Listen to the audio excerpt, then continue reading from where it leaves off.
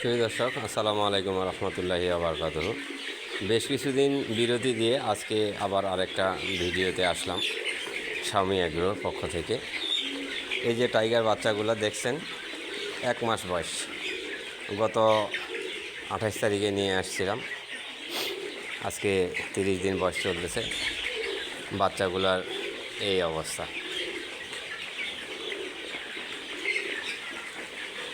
এটা হচ্ছে ভোর 6টা, ফজরের নামাজের পরেই ফিডিং শুরু করছি।